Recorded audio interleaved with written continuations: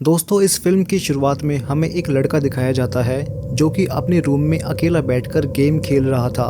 थोड़ी देर बाद उसके डैड उसके रूम में आते हैं और उसके पास आकर बैठ जाते हैं। उसके डैड उसे कहते हैं कि वो फिर से आ गया है और फिर वो उसे बोलते हैं कि तुम्हें रूल्स पता है ना, कि तुम्हें ऐसा दिखाना है कि जैसे वहाँ पर कोई नहीं है, तुम्हें उस क्रिएचर को इग्नोर करना है। वो उसे कहते हैं कि मैं तुमसे प्रॉमिस करता हूँ, अगर तुम उसे इग्नोर करोगे तो वो फिर से यहाँ से चला जाएगा।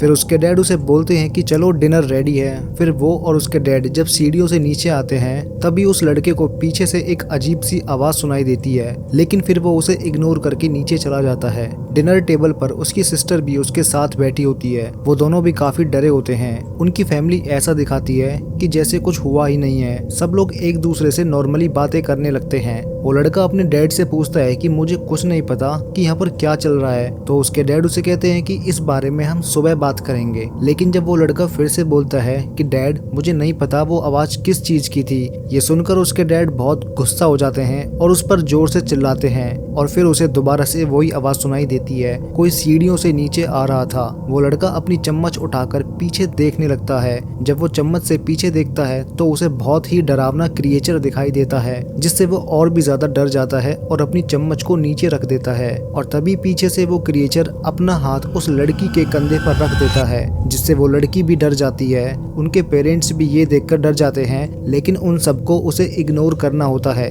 इसलिए वो बहुत ही यूजुअली बातें करने लगते हैं जैसे कुछ हुआ ही नहीं है। तभी उनके घर का फोन बजने लगता है और जब उनकी मॉम फोन रिसीव करने जाती हैं तो वो क्रिएचर भी अपना हाथ उस लड़की के कंधे से हटा लेता है और उनकी मॉम की तरफ जाने लगता है। तभी हमें सुनाई देता है कि उनकी मॉम उस क्रिएचर से बोलती हैं कि मेरी फैमिली को अकेला छोड़ दो। और जैसा कि उनके डैड ने बोला था कि अगर उस क्रिएचर को इग्नोर नहीं किया तो वो हमें मार देगा, और वैसे ही वो क्रिएचर उनकी मॉम को मार डालता है। फिर उसके डैड उस दरवाजे को खोलने की बहुत कोशिश करते हैं, लेकिन वो दरवाजा खुलता नहीं है। फिर थोड़ी देर बाद अचानक से वो दरवाजा बहुत तेजी से खुलता है, जिससे उसके डैड वहीं पर बेहोश हो जाते हैं। और फिर वो लड़का उस दरवाजे की तरफ देखता है। वो देखता है कि वो क्रिएचर रूम से बाहर आ रहा है। तभी उसकी सिस्टर दौड़कर उसके पास आती है और उसे कहती है कि चुप रहो और उसे इग्नोर करो जितना हो सके। वो लड़का उसकी सिस्टर की चश्मे में देखने लगता है और उसे दिखाई देता है कि वो क्रिएचर उनकी तरफ देख रहा है और उनके पास भागकर आता है।